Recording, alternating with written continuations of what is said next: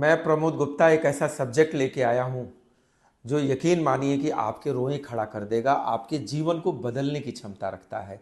ध्यान से देखिए और ध्यान से सुनिए इस वीडियो को कि योद्धा कैसे बनना है अपने जीवन में फाइटर कैसे बनना है। इसके लिए सबसे जरूरी होता है कि जब हमारे सामने कोई चुनौती आती है, हमारे सामने किसी भी तरह की कोई दिक्कत आती है, तो हम उसे घबरा जाते हैं। घबराना नहीं है, वही एक ऐसा मौका देता है जहां आप योद्धा बन सकें, जहां आप पराक्रमी बन सकें और इतिहास रच सकें, ताकि लोग आपसे खुश रह सकें और आपकी वजह से खुशहाली आ सके।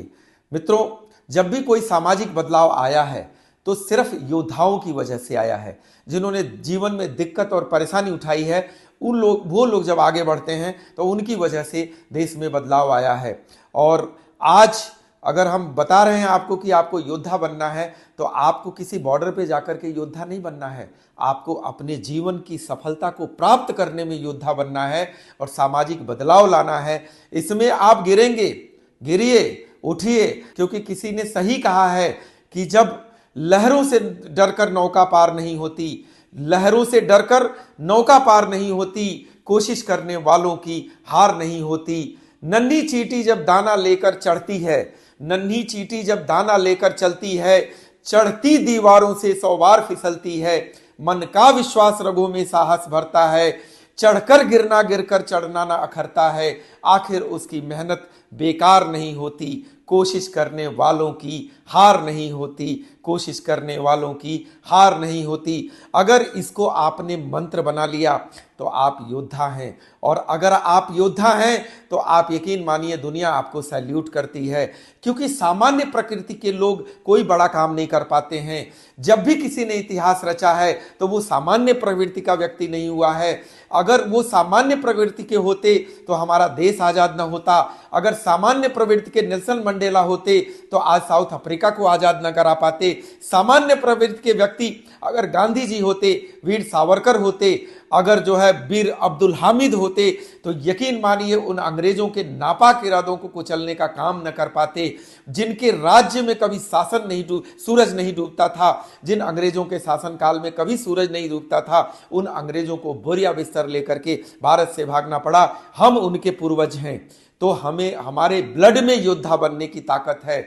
माइक्रोसॉफ्ट के अलावा वर्ल्ड बैंक, जो हमारे गूगल्स, इसके कर्णधार ना बनते। ये कोई भी सामान्य प्रवृत्ति के लोग नहीं थे।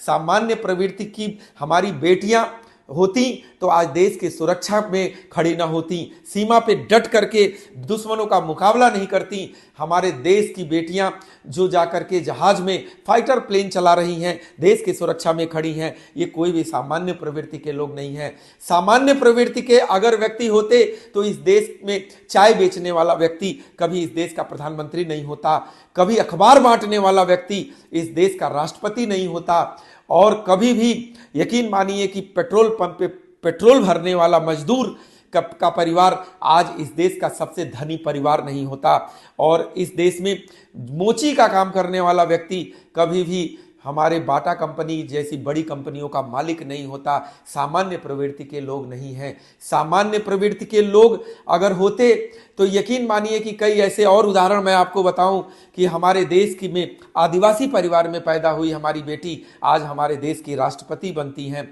तो ये सामान्य सोच के लोग नहीं थे, इनकी सोच असामान्य थी, समाज से मैच करता हुआ इनका सोच नहीं था, जिसकी वजह से इन्होंने इतिहास रचने का काम किया। और इतिहास रचने की वजह से किसी ने कहा है ये लोगों ने समाज बदला है। आज समाज बदलने की जरूरत है, आपको आज कुछ कर दिखाने की जरूरत है, क्योंकि कहा गया है कि गंगा की कसम, जमुना की कसम, सरजू का मुहाना बदलेगा, कुछ हम बदलें कुछ तुम बदलो, ये सारा जमाना बदलेगा।